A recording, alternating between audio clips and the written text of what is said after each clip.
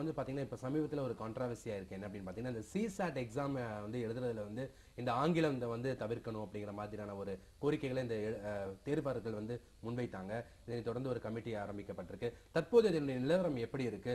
அது எழுதப்படுமா? அது தொடர்ந்து அந்த தேர்வு நடத்தப்படுமா?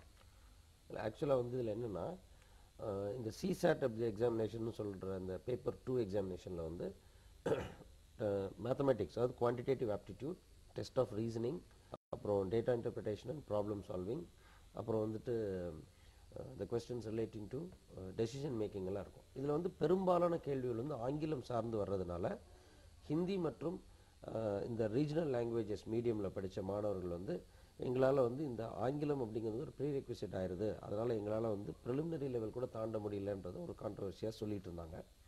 அதில் ஓரளவுக்கு உண்மையும் உண்டு. ஏன்னா வந்து கிட்டத்தட்ட 50% ஆஃப் த மார்க் வந்து ஆங்கிலத்தை பேஸ் பண்ணியே போயிடுறதுனாலையும் ஆங்கிலம் அடிப்படை அறிவு அப்படிங்கிறத மீறி இந்த ஆங்கில புலமை இருந்தால் மட்டும்தான் இங்கே ப்ரிலிமினரி எக்ஸாமினேஷனே பாஸ் பண்ண முடியும் அப்படிங்கிற ஒரு லெவலும் இருந்ததுனால மாணவர்கள் வந்து தொடர்ந்து வலியுறுத்திட்டே இருந்தாங்க, போராடிக்கிட்டே இருந்தாங்க. அதை முன்னிட்டு வந்து அரசாங்கம் என்ன சொல்லியிருக்கா, யூபிஎஸ்சிட்ட இந்த ஆண்டு வந்து தேர்வை வந்து தள்ளி போட்டுருங்க, அதாவது ஆகஸ்ட் 24 ப்ரிலிமினரி நடக்க போகுது, தள்ளி போட்டுருங்க, இந்த சிலபஸ் கான்ட்ரவர்சி முடிஞ்ச உடனே எக்ஸாமினேஷன் வச்சுக்கலாம் அப்படின்னு சொல்லியிருந்தாங்க. அதன் அடிப்படையில் வந்து வர்மா கமிட்டி அப்படின்னு ஒரு கமிட்டி இப்போ அப்பாயின்ட் பண்ணியிருக்காங்க.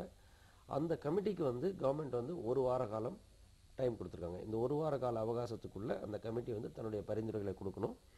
அந்த பரிந்துரைகளின் அடிப்படையில் வந்து யூபிஎஸ்சியும் வந்து தன்னுடைய முடிவுகளை அரசாங்கத்துக்கு தெரிவிக்கும். அதை பொறுத்து தான் வந்து இந்த தேர்வு இந்த ஆண்டு வந்து நடக்குமா நடக்காதா, எப்போ நடக்குங்கிறது தீர்வாகும். இப்போதைக்கு ஆகஸ்ட் 24 தான் அந்த தேர்வு நடக்கப் போகுது. அதில் எந்த விதமான மாற்றமும் கிடையாது. இப்போதைக்கு படிச்சுட்டு இருக்கிற மாணவர்கள் வந்து ஆகஸ்ட் 24 மனதில் வைத்து கொண்டு தான் படிக்கணும். சிசாட் கண்டிப்பாக இந்த வருஷம் இருக்குது அப்படிங்கிறத மனதில் வச்சுக்கிட்டு தான் ப்ரிப்பேர் பண்ணணும். ஏன்னா அரசாங்கம் யூபிஎஸ்சி ரெண்டுமே எந்த முடிவும் இதுவரை எடுக்கவில்லை. கமிட்டி ரிப்போர்ட்டுக்கு